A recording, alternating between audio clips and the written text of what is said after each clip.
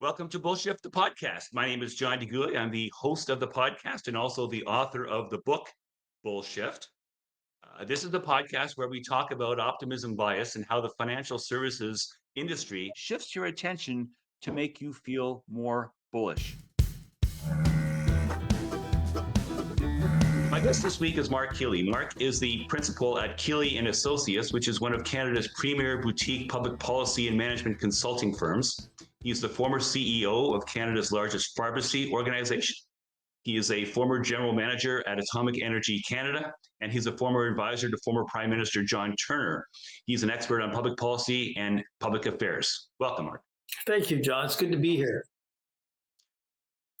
I've been waiting for a long time. I've been doing this podcast now for over a year. I've got over 50 episodes out, and I've been waiting until the podcast was about a year old before I started talking to people about public policy issues. The second last chapter of my book actually talks about how there's a lot of similarities between the government idea of keeping people feeling happy. This is especially true if you're the incumbent government, and the financial services industry of keeping people happy because you want to keep people invested. My first question to you, therefore, is with regard to what we see going on throughout the world, which is the polarization and just people being crotchety about everything. What do you make of that? And is there any room left for consensus-seeking pragmatism anywhere in Canada? Well, I think your question's really, really intuitive. And, a lot of people say, well, the pandemic really exacerbated a lot of the anger and the discreditedness that's out there. But I think it's taken an awful long time to get where we're at. You call it polarization. I would call it almost there's a disconnect between individuals, people, citizens, and their governments, and citizens and those who regulate them. So that disconnect, I think, has taken years to foment, we'll say, and it's really showing itself right now. You look at probably the best example of how there's a disconnect. It's the United States and what's happening between two political parties, 50% of whom support the Republicans and 50% who support the Democrats. You can't do things. So no wonder Washington is in a stalemate like it is. Here in Canada, one of the things that we always say is that as the government, you don't have the luxury of despair. And so you don't see prime ministers, you don't see premiers, you don't see mayors talking about how horrible things are, but there's a real disconnect between those who govern and those who are being governed. And I think that in and of itself, John, is creating this anger because people don't know how to react, or they don't really know what the essence of that disconnect is. We got a problem with our and they always talk about how great our bureaucracy is. We have a problem with our bureaucracy. Our bureaucracy has very limited accountability to the citizens that they serve, and people are frustrated as to how they can fix that. So I think that's the role that politicians and those whom we elect should be playing, and I think they're not. And the government of the day, whatever political stripe and whatever level of government, is always going to say things are great and just getting better, because it's their job as the incumbent to seek re-election and to put a positive spin on things, which of course is consistent with my thesis of bullshift in the financial services industry. It's always put a positive spin on things. And my point would be, although that's natural for a government, as a citizen, whether you're an investor or a voter, you should be prepared to take a step back, think a little more critically, and say, okay, are things really as good or, frankly, as bad as certain people are want to say? Because similarly, there are opposition parties that will say, oh my goodness, this is horrible. And I think the truth is almost always somewhere in the middle. You've got a government saying things are great. You've got an opposition saying things are awful. And I'm wondering about the similarities that you see or don't see with regard to how the financial services industry gets people thinking, oh yeah, it's always positive, because there's no similar negative, let's be realistic, voice in the investment industry. It's always positive. There's no, hey, let's pump the brakes here. Well, The industry, and I'm very concerned about what's happening because the industry really does look after itself. So when they say everything's great, it's because they want it to be great for themselves. That's why I think your book is so interesting, John. And I'm frankly surprised that you're not getting as pounded as I thought you would be when I read your book, because I thought, geez, somebody's finally standing up to the nonsense that's going on out there. The industry really does take care of itself. And when you look at any one of the big houses, they've got immediate access to ministers of finance at the provincial level and at the federal level more often than anybody. So people who are sort of consumers of securities or stocks, et cetera, are really in a disadvantage, a very big disadvantage, because oftentimes they don't know how things are being manipulated in the background to keep the industry so that they could say everybody should be happy. And those, I'm not particularly a big fan when I hear politicians say we should stop regulating. We should get out of the business of regulating. I think we need to do a heck of a lot more regulation. And in a lot of cases, this industry is a reason why there has to be a heck of a lot more regulation, and there has to be a heck of a lot more consumer rights and consumer awareness about what's happening in the industry, John. It's interesting that you should say that, because you used to work with John Turner, and he was Canada's first Minister of Consumer and Corporate Affairs. And so there's a real consumer angle to that. I'm wondering if you could also weigh in on expectations in general and realism. Do you think people, whether you're an investor or a voter, are realistic in what they are expecting from markets, from governments? Or are people just sort of saying, oh, well, this is going to be great or this is going to be awful, and they're really cynical? How realistic are Canadians in general? Well, Canadians are not realistic, John, and I think you were looking for that kind of an answer, because it's such a complicated industry right now. You've got so many different silos in here that if you've taken on a role like you have in terms of getting a designation and being an expert in derivatives or being an expert in mortgage securities, those kinds of issues, you're going to be you've got a distinct advantage over probably 95% of the population. And so people are abrogating a lot of that understanding and the responsibilities that go with that to the market players. And that's where I think a lot of nonsense happens, because they do want to take care of themselves. At the end of the day, it looks at the industry. You guys know what fungible means. We don't know what fungible means. Right. And so in a lot of ways, we look at that and we think, wow, you see the trends when you look at it on TV that they're going up, but that's really, I would say, almost an immature way of looking at this. We owe a responsibility to being a heck of a lot more aware and a lot more active in that. I liked what you said about, look, everybody knows that I spent 40 years with John Turner, and I learned a lot from him, especially in terms of how a consumer, how a citizen plays a role in his or her country, in his or her industry. And when you talked about the ministry that he headed up in the 60s, there was a Bill of Rights that he worked on with John Diefenbaker around those kinds of issues. And you could see that opposition parties, a conservative and Diefenbaker and a liberal and Turner, could come together to make a Bill of Rights that actually served citizens. But at the end of the day, what it really tried to impart on people is you have a responsibility to make sure that you're aware and to make sure that the industry is serving your needs and your interests, so that there's no indistinct or a terrible issue that could happen. And we've seen it happen in several different eras throughout the 20th century, and even now with the 2008 market blow up. So those kinds of things do happen because there's not a lot of regulation. And I'm wondering if we can jump off from there to talk about expectations just a little bit more once again.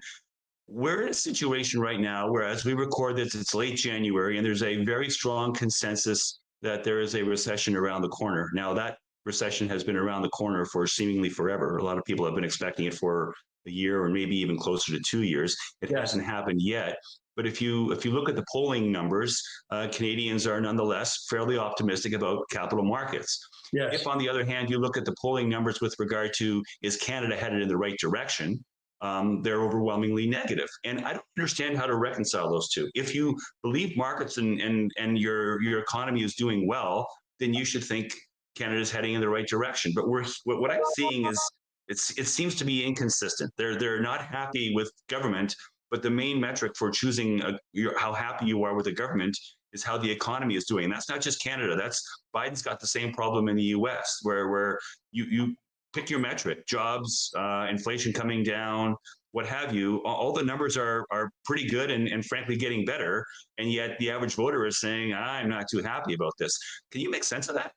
Well, it's hard to make sense of what's happening. I think, when you look at, it's hard to even make sense because a lot of people don't like the fact when Trump was president that things were just turned on their heads. But he was a pretty activist president and things worked well for the market. So I think people invariably made out okay. In this country, I think for the pandemic, I think we did extraordinarily well as a country. In the market crash in 2008, I think Canada led the world in terms of good regulatory oversight for the banking system that saved this country. And we didn't see what happened in the United States happen here.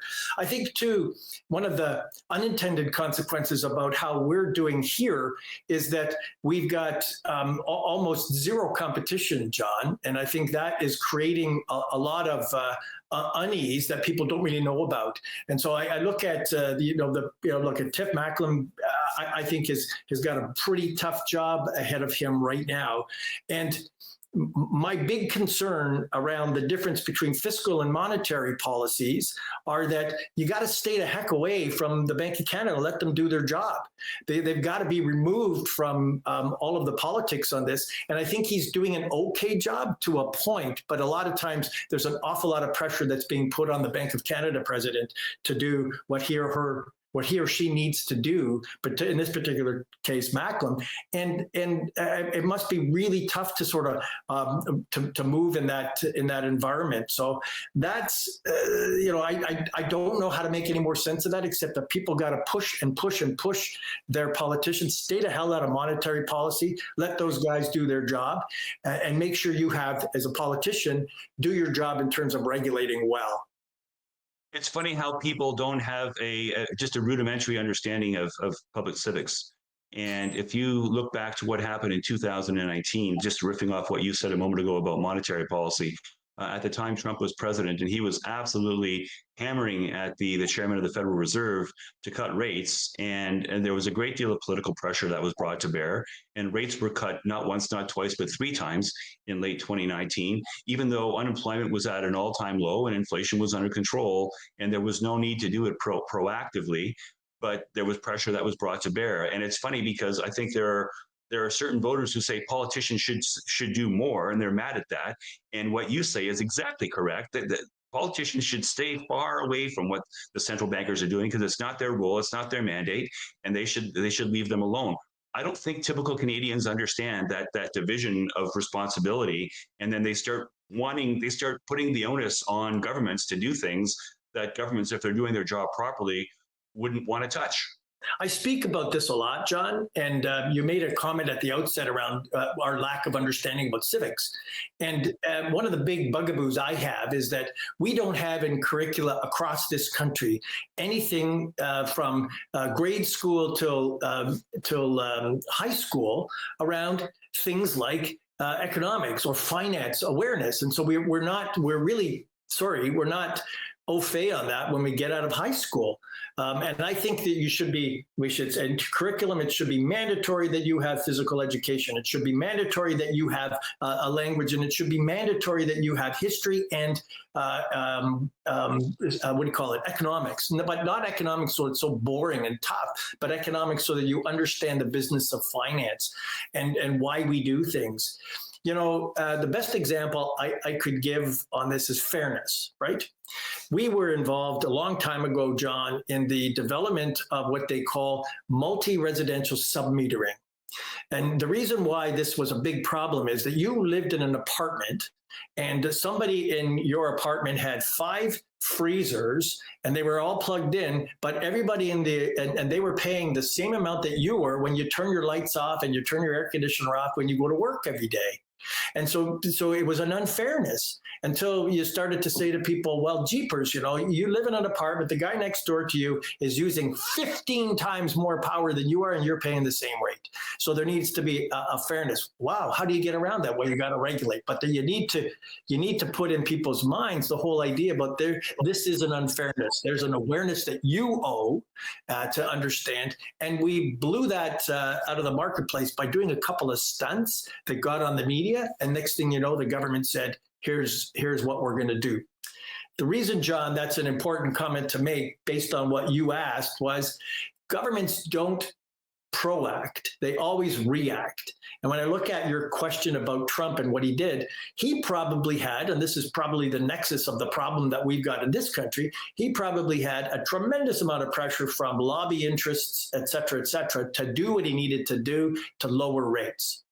And so that's why and oftentimes here in Canada, people don't really realize until you're seeing now, or media like the Hill Times and what you do, bullshit, to raise those issues and say, you need to know what's happening, and I'm going to expose it. So I'm a big fan of what you're doing, John, and I think it's going to start to lead to some kind of a pro-action that politicians need to do.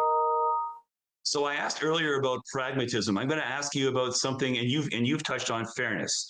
So in keeping with the themes of pragmatism and fairness, one way that we get toward those objectives is through evidence. Do you think the world is more inclined toward accepting evidence, or is it just a question of tribalism and doubling down with this is what my people say, and I don't care about facts. I'm just going to do what feels good. Well, I think the answer is pretty obvious. Oftentimes, you're in one camp or the other, right? We're hearing things if one politician says something and people love that person and that person is criticized, the ones who are criticizing are going to get their heads pounded in, and that's what's happening right now. And it's so polarized from that perspective. I agree with you 100%. We talked earlier on about John Turner. What Turner used to say to me about what it was like in the 60s is that politicians from both sides of the political aisle would talk about an issue outside the House of Commons, deal with what they got, and the theater was in the House of Commons, but they didn't hate each other.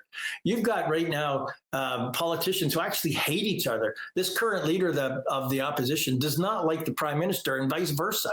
And you've got folks in cabinet who are hated by folks on the other side of that's a recipe for the kind of polarized environment that we're seeing, and it cascades down to the way people view it. So there's sorry, John, but this happened in the 1930s in Europe when you saw why Germany it happened in Germany, and so that people were just so enthused about a particular political movement that they said everybody else be damned. And this is the problem that we've got right now. I'm a little nervous about what's happening here because there's no such thing now as truth. It's your truth. It's and so these are the kinds of things that I think are leading to a lot of dissension. And we're heading into an election in the US in November, and in Canada, possibly, most likely in the autumn of 2025, but who knows, could come sooner.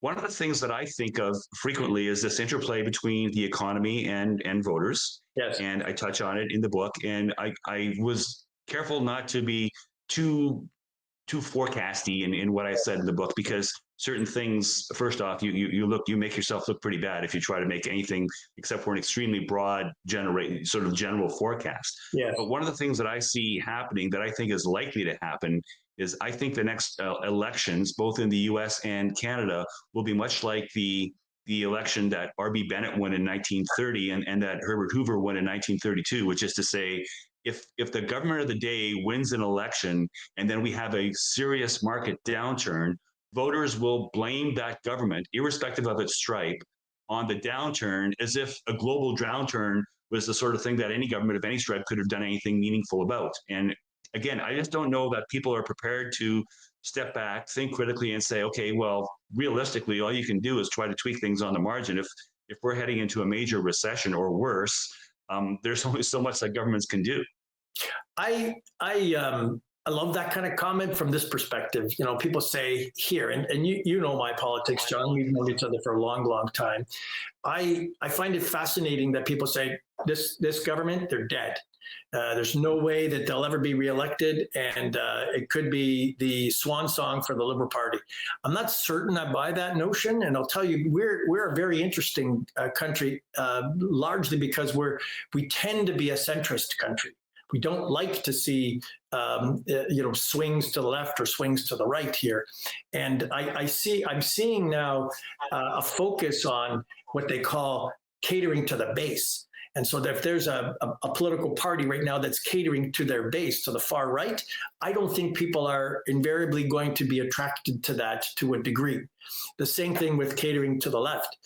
So they may just say, maybe it's not so much that we need to see a new government, but maybe we need to see a new leader of a particular party, if you follow my thinking. So this could very well happen. But having said that, and I see what's happening in the United States, it is so there's such a dichotomy right now in the base for Democrats versus Republicans that they're right now so angry, Americans, at Biden, that they're going to do one of two things. They're going to overwhelmingly vote against the Democrats, or they're going to sit on the rear ends and the Republicans are going to get out the vote and win.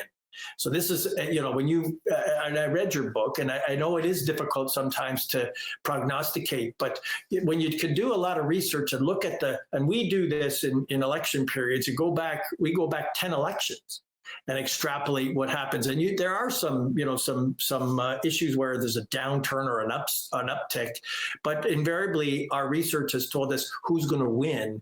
And I'm not certain that it's going to be a wholesale change to the right in 2025. But I'll say this too, and the current government has to stop listening to this nonsense about getting involved with the central bank. That's just not their job.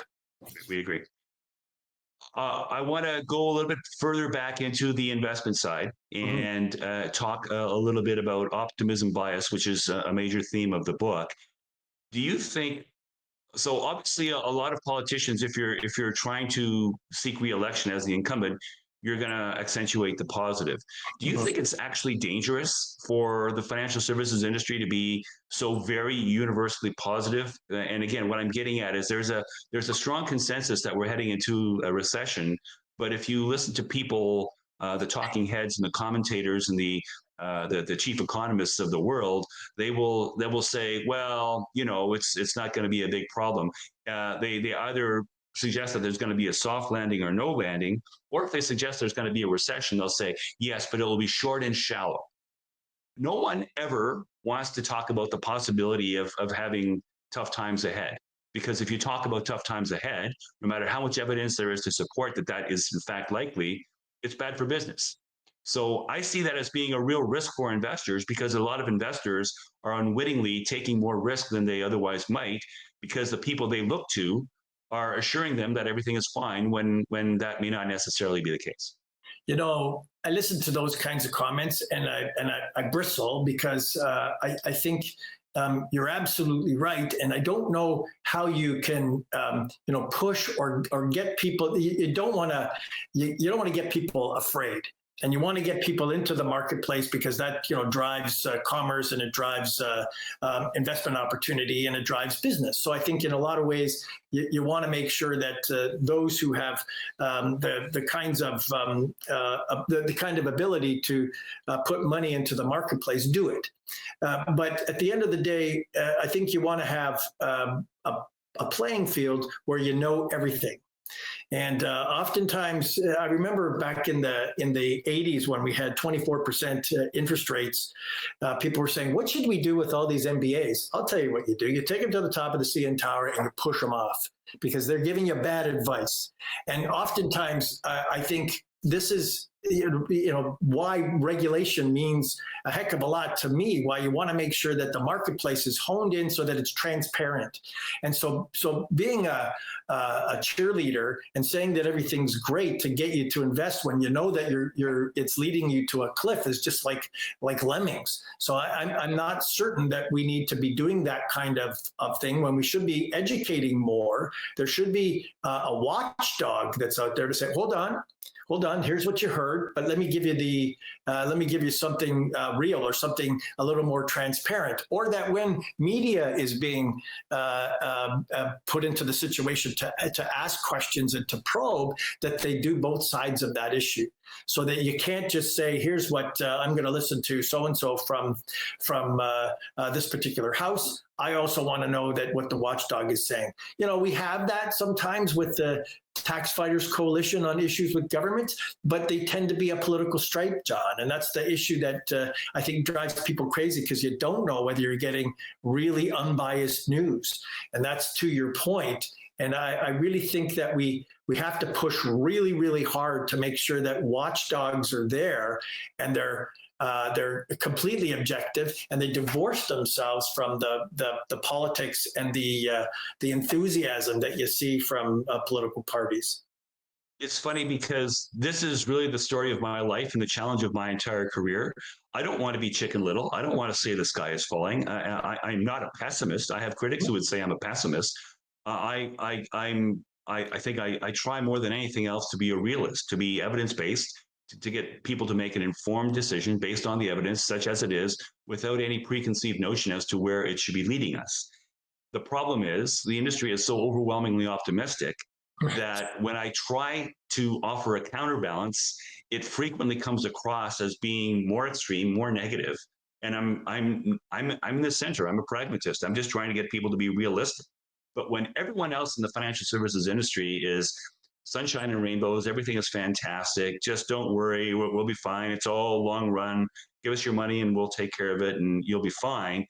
It's that kind of presumptive, there's nothing to see here kind of attitude that worries me, because a lot of investors who don't know much, and they're coming to people who offer advice precisely because they believe that they're going to help them make sense of the complex world that has multiple factors going on.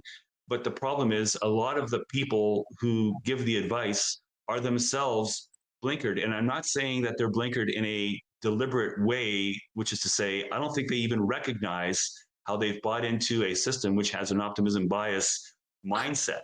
And as a result, they don't even realize that they're part of the problem. If you ask a typical advisor, are you overly optimistic? They'll either say, no, I'm not, or they'll say, well, yeah, I'm optimistic. And then they'll pound their fist on the table and say, and I'm damn proud of it too, as if it's not a problem. And that's a real concern, because a lot of people don't come to look for financial advice in order to get a spin. They come to get unvarnished opinions about how to navigate a complex situation. Well, they don't know, and this is where I think you look. I'm just going to say this, and I hope your viewers appreciate this. What you're doing is not, you're not being a stone in the shoe. You're being, in my opinion, you're being a prophet, and you will be, John. So I think you shouldn't worry about the fact that you say I'm the only one doing this, because it's gonna get traction. I'm guaranteeing you what you're doing is going to get traction.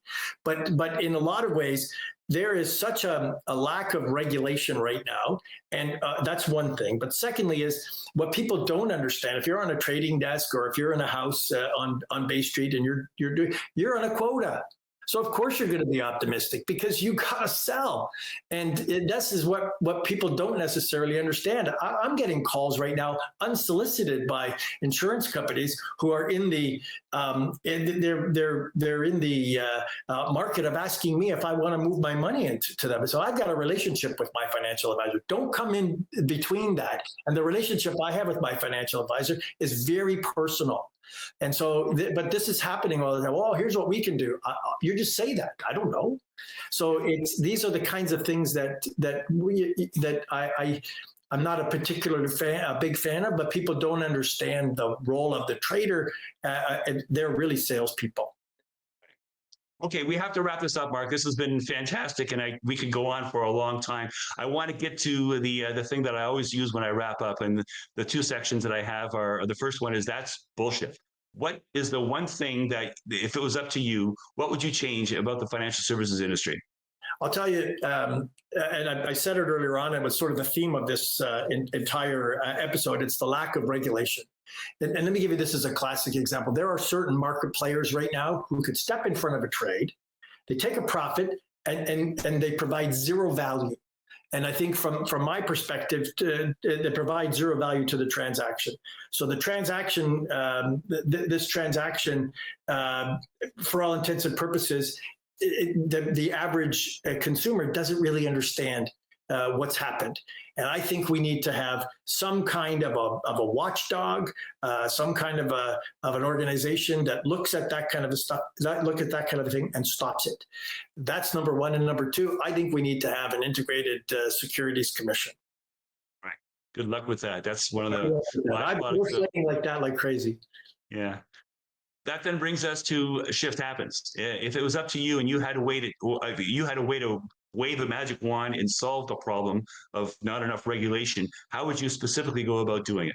Well, I'll tell you, I worked very closely when Jim Flaherty was Minister of Finance to do that. He wanted to have one common securities commission in this country. And I thought we were almost there. And then unfortunately, he died. But I think our finance ministers need to be a heck of a lot tougher on that and to work with the provinces. I'm not certain that our country is sort of made out so that the provinces and the feds could work together in this kind of thing. But boy, it would help. Yeah. Great. Thank you, Marc. This has been a real pleasure. I'm so glad you could join me. And your perspective is really useful because, as I say, most of the time I have people who work in finance, but the intersection of finance and public policy is a fascinating angle that a lot of people don't think about. And I'm so glad that I could get your take on that today. Oh, it's great to be here, John, and anytime. I love your show. Okay, man. John DeGooey is a portfolio manager in Toronto and the author of the book Bullshift: How Optimism Bias Threatens Your Finances. Bullshift is available online and in bookstores everywhere. The opinions expressed in this podcast should not be construed as investment advice. Bullshift, the podcast, is produced by TalkShoe, a division of IOTM.